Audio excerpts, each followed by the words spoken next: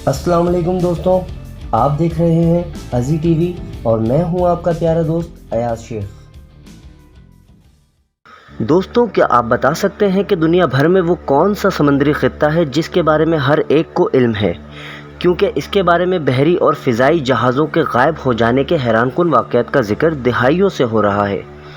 यकीनन आपके जहन में बरमूदा त्रिकोण या ट्रायंगल का नाम आएगा, जिसके बारे में बहुत ज़्यादा कहानियाँ, अखबारी मज़ामीन और ऑनलाइन मुबाहिसे होते रहते हैं। ऐसा कहा जाता है कि 50 से ज़ायद बहरी जहाज़ जबकि 20 तैयारे यहाँ गायब हो चुके हैं जिनका मलबा या सुराग नहीं मिल सका। दिलचस्प बात यह है कि इस त्रिकोण का रकबा बाज़ाब्ता तौर पर वाज़े नहीं किया गया, मगर ऐसा माना जाता है कि ये 5 लाख स्क्वायर मील पर बरमूदा, फ्लोरिडा और प्यूर्टो रिको के दरमियान फैला हुआ है। इस खित्ते में बहरी जहाज़ों के गायब हो जाने के वाक़यात की कहानियाँ 19वीं सदी के वस्त में फैलना शुरू हुईं, जबकि कुछ जहाज़ों को मुकम्मल तौर पर खाली दरियाफ़्त किया गया, जिसकी वजह सामने नहीं आ सकी।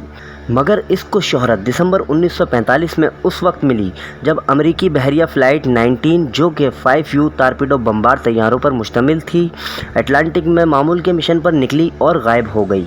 तैयारों का मलबी या अमले के 14 अरकान के बारे में कुछ इल्म नहीं हो सका।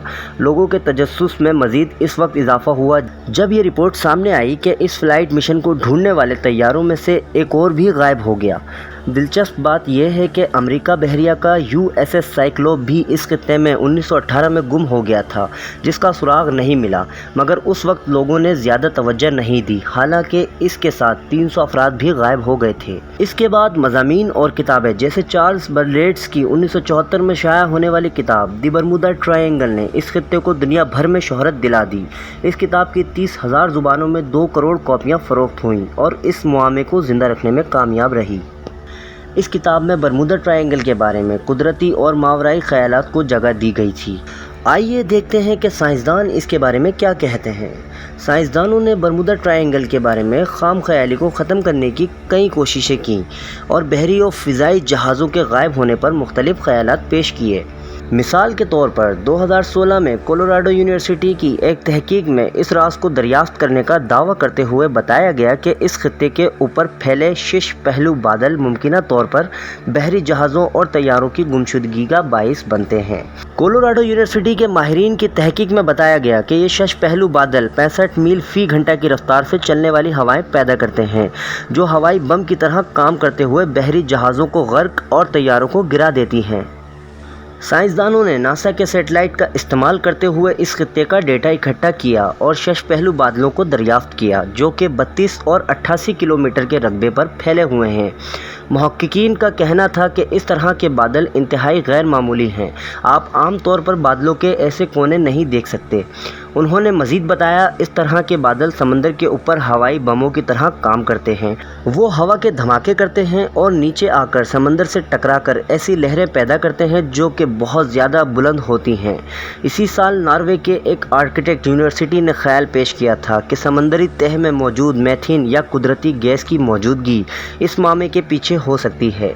इनका कहना था कि इस गैस का अचानक अखराज जहाज़ों के लिए ख़तरनाक साबित हो सकता है और इसके बास ही तैयारे और जहाज़ गायब हो जाते हैं, क्योंकि ये गैस हवा में दाखिल होकर तूफ़ानी कैफियत पैदा कर सकती है जिससे तैयारे गिर जाते हैं। दूसरी जानिब 2017 में ऑस्ट्रेलिया से ताल्लुक़ रखने वाले साइंसदान कार्ल क्रोज़न-लेंस्की ने यह दावा किया था कि इस समुद्री खित्ते में मुतअद्दिद बहरी जहाज़ों और तैयारों के बग़ैर किसी सुराग के गायब हो जाने के पीछे खलाई मखलूक या अटलांटिस के गुमशुदा शहर के फायर क्रिस्टल्स का हाथ नहीं है। इनका कहना था कि इतनी बड़ी तादाद में गुमशुदगियाँ मावराई नहीं बल्कि ख़राब मौसम का नतीजा हो सकती हैं, और अगर औसत के एतबार से देखा जाए तो दुनिया में हर जगह इसी तरह बहरी और हवाई जहाज़ इतनी ही तादाद में गायब होते हैं। उन्होंने मज़ीद कहा कि ये समंदरी त्रिकोण 5 लाख स्क्वायर मील रकबे पर फैली हुई है और यहाँ बहुत ज़्यादा समंदरी ट्रैफिक होती है। इनके बकौल जब आप वहाँ गायब होने वाले जहाज़ों की तादाद पर गौर करें तो ये नतीजा निकालेंगे कि दीगर समंदरी खित्तों के मुकाबले इस اس میں کچھ بھی غیر معمولی نہیں۔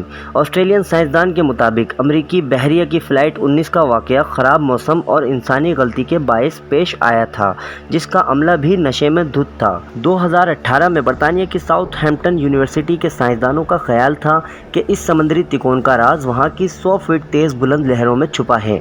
تحقیقی ٹیم کا ماننا تھا کہ برمودا ٹرائنگل کے اسرار کی وضاحت تند و تیز لہروں سے ممکن ہے۔ محققین نے اس مقصد کے لیے طوفانی لہروں کو لیبارٹری میں بنایا، جو کہ بہت طاقتور اور خطرناک تھیں، جبکہ ان کی اونچائی 100 فٹ بلند تھی۔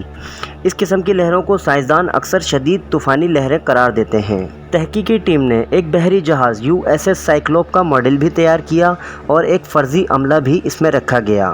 جب اس بحری جہاز کو 100 فٹ بلند لہروں میں ٹیسٹ کے لیے بھیجا گیا تو 542 فٹ کے اس جہاز کا ملبہ کبھی نہیں مل سکا اور نہ ہی عملے اور مسافروں کے بارے میں کچھ معلوم ہو سکا۔ تحقیقی ٹیم کے مطابق اس تکون میں 3 مختلف اطراف سے شدید طوفان آ سکتے ہیں، جو کسی بہت بڑی لہر کو بنانے کے لیے بہترین ماحول فراہم کرتا ہے۔ ان کا ماننا ہے کہ اس طرح کی لہر کسی بڑے بحری جہاز کو بھی ڈبو سکتی ہے، جیسا لیبارٹری میں آزمائش کے دوران اس کی کامیاب آزمائش بھی کی گئی، مگر کسی بھی تحقیق میں اب تک اس سوال کا جواب سامنے نہیں آ سکا کہ اگر بادل یا لہر جہازوں اور طیاروں کی تباہی کا باعث بنتے ہیں تو ان کا ملبہ کہاں جاتا ہے، کیونکہ ایک غیر مصدقہ رپورٹ کے مطابق ہر سال اس خطے میں اوسطاً 4 طیارے اور 20 بحری جہاز گم ہو جاتے ہیں۔